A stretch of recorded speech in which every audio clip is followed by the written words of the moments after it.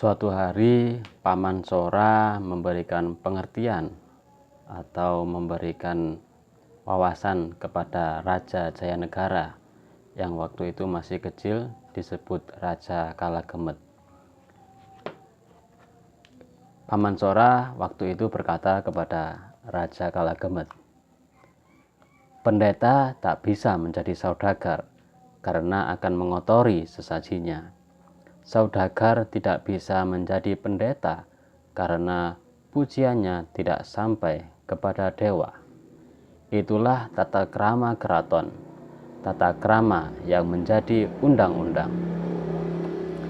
Jadi saya baru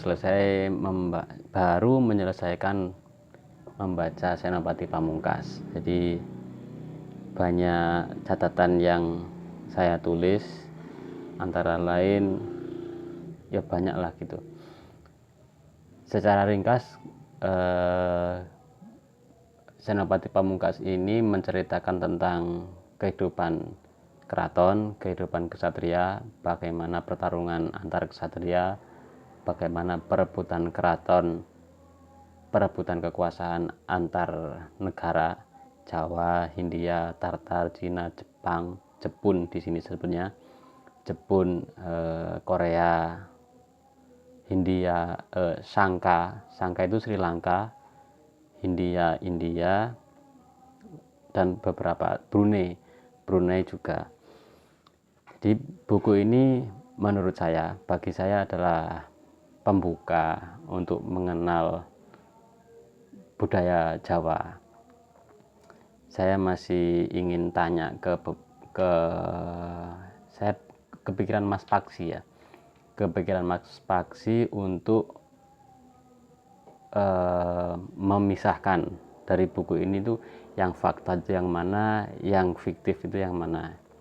Jadi saya ingin belajar lebih lagi tentang Jawa gitu. Termasuk tadi yang saya bacakan tadi tentang undang-undang negara, undang-undang Keraton Majapahit yang sebagian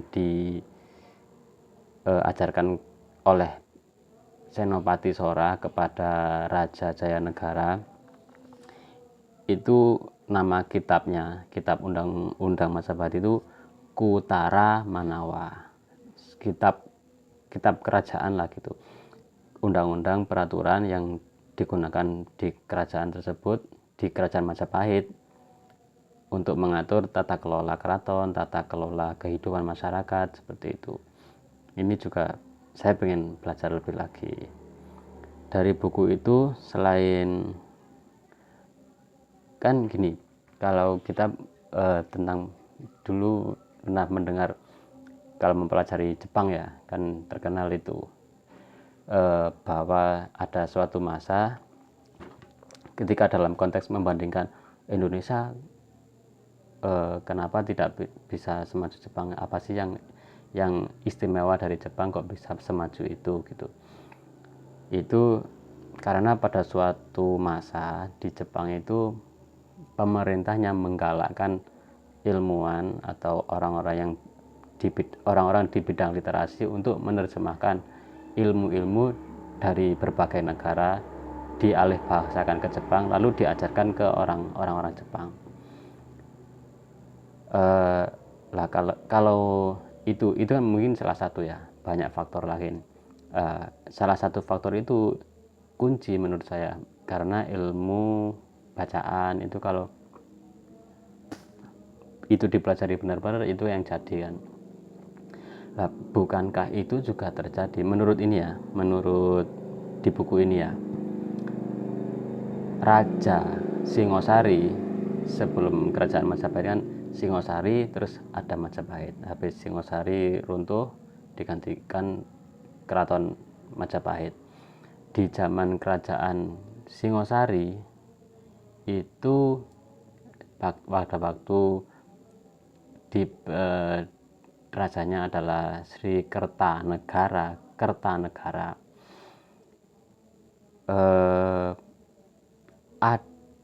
Pada masa Baginda Sri Kertanegara itu, pengalih bahasaan ilmu itu terjadi secara massal, khususnya di Jawa, karena Jawa waktu itu kerajaan Jawa itu menguasai luas, menguasai daerah dengan sebaran yang sangat luas, sampai mungkin kurang tahu saya, luas lah gitu. Jadi banyak prajurit atau senopati yang ditugaskan untuk ke tanah seberang, menyeberangi laut, menyebarkan daerah kekuasaannya. Nah, di tempat-tempat asing tersebut, ketika di situ ada ilmu yang bisa diserap, itu dialihbahasakan ke bahasa Jawa, ke bahasa keraton saat itu. Nah, pertanyaannya, kemana semua itu, kemana arsip-arsip itu? Dulu kan untuk bisa sekolah atau mempelajari baca tulis itu kan terbatas, ada raja, ada kasta lah gitu. Lah, kasta yang bisa menulis dan membaca adalah kasta-kasta yang di atas. Kasta masyarakat biasa itu tidak bisa mengakses, atau mungkin dirasa tidak perlu untuk belajar itu. Nah, ini pengetahuan ini saya dapat dari guru Gembul ketika diwawancara oleh siapa itu, dikasih solusi. Oh, seperti itu. Dan meskipun ada batasan seperti itu, kayak raja, pendeta, prajurit, kesatria, itu sedari kecil itu sudah dicekoki oleh bacaan-bacaan tentang apapun, tentang mengolah pikiran, mengolah hati, dan nanti wujudnya diwujudkan dalam silat. Terus ada juga misalkan raja, misalkan terus Pak Mahapati, itu banyak buku yang dipelajari meskipun hanya kalangan tertentu yang belajar. Lah, buku-buku tersebut itu siapa yang menciptakan, siapa yang mengalihbahasakan, berasal dari mana aja? Nah, pertanyaan-pertanyaan ini menjadi PR bagi saya, menjadi rasa keingintahuan saya muncul terhadap hal-hal tersebut. Ya, makanya ini tadi saya sebut sebagai pembuka bagi saya, karena buku ini yang saya pegang belum buku pertama yang saya pegang tentang bahasa Jawa, meskipun dalam bentuk novel. Saya belum tahu, belum pernah membaca buku tentang bahasa Jawa yang sebelum ini, belum pernah. Jadi bagi saya buku ini adalah pembuka. Jadi menarik saya untuk mencari lebih banyak tentang kebudayaan Jawa. Sebelum ini mungkin dasarannya adalah Mbah Nun kan sering menasehatkan, awakmu iki Jawa, ojo ilang Jawane, pelajari Jawamu itu seperti apa. Harusnya itu kamu bangga, kamu menjadi kambing padahal kamu dulu adalah singa. Jadi diibaratkan kita orang Jawa itu singa, tapi karena kita ikut-ikutan barat, itu jadinya jadi kambing. Nah, kan karena sering mendengarkan Mbah Nun kayak seperti itu, jadi doktrin. Oh iya ya, harusnya memang seperti itu, nggak boleh lepas luntur dari dari leluhur. Warisan leluhur ini apa, terus nilai-nilai yang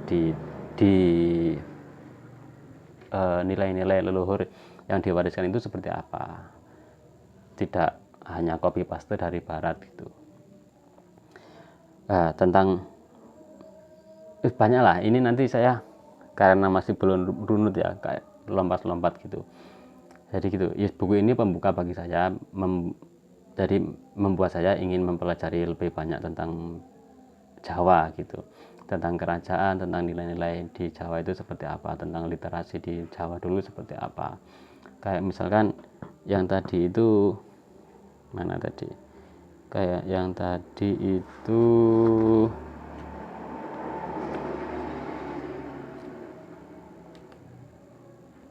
Pendeta tidak bisa menjadi saudagar karena akan mengotori sesajinya. Saudagar tidak bisa menjadi pendeta karena pujiannya tidak sampai kepada dewa. Nah, ini kan menunjukkan kelas pendeta itu lebih suci, lebih bersih daripada saudagar.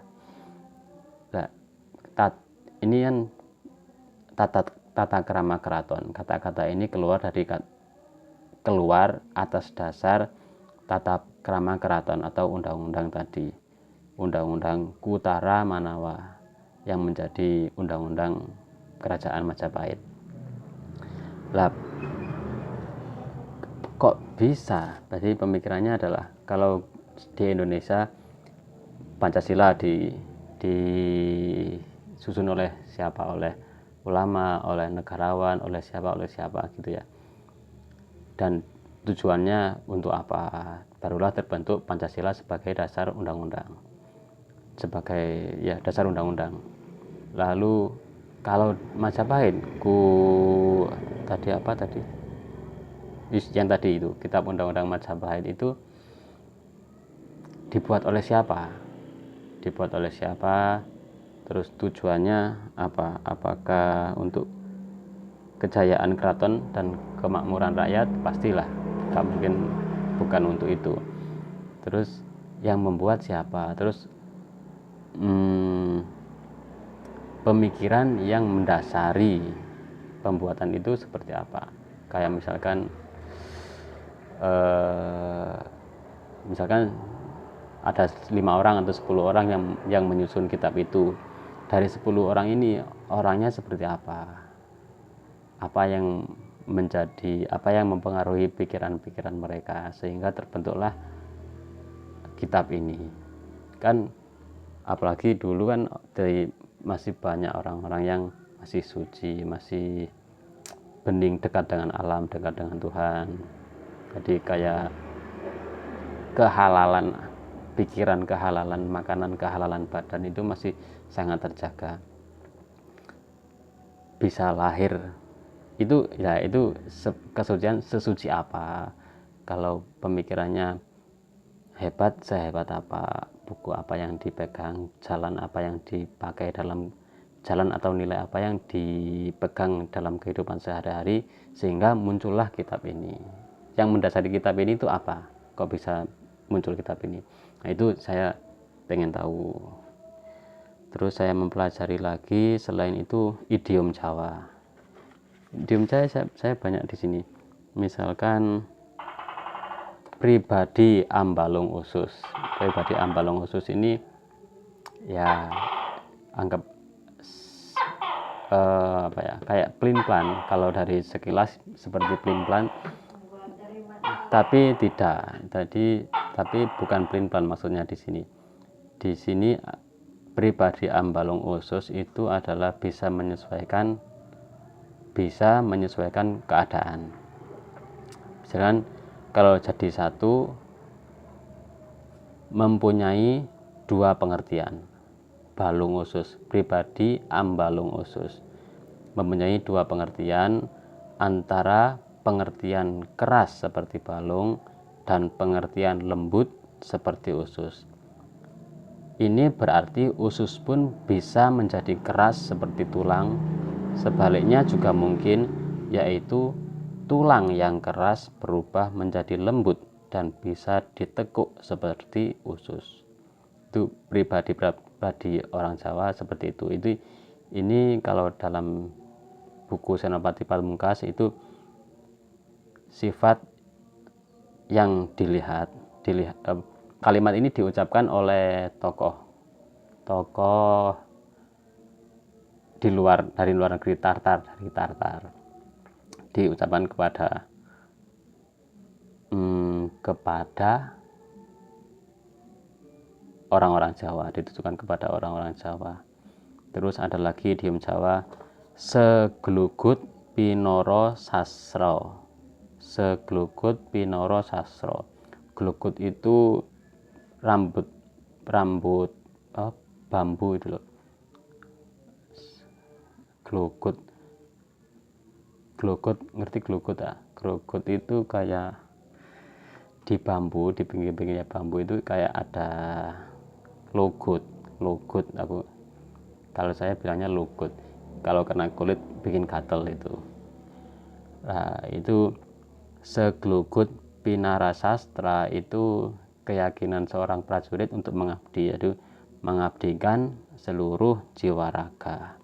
Ada lagi ungkapan yuyu rumpung ambarong rongge, banyaklah istilah-istilah seperti itu di sini banyak. Itu juga menarik bagi saya. Misalkan apalagi ya banyaklah. Jadi saya masih menyusun sebenarnya, karena biar enggak, masih nyusun Senopati Pamungkas ini dari awal sampai akhir itu secara alur cerita seperti apa.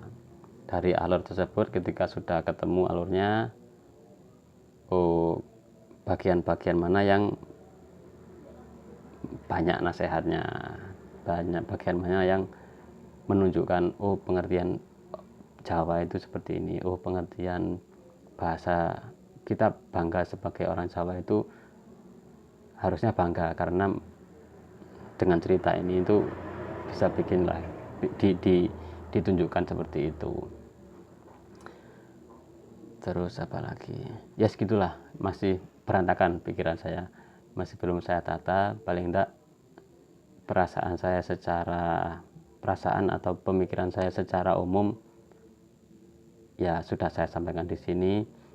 Jadi intinya buku ini membuka wawasan, membuka pintu, dan menarik minat saya untuk mencari lebih tahu tentang budaya Jawa. Seperti itu. Oke, terima kasih.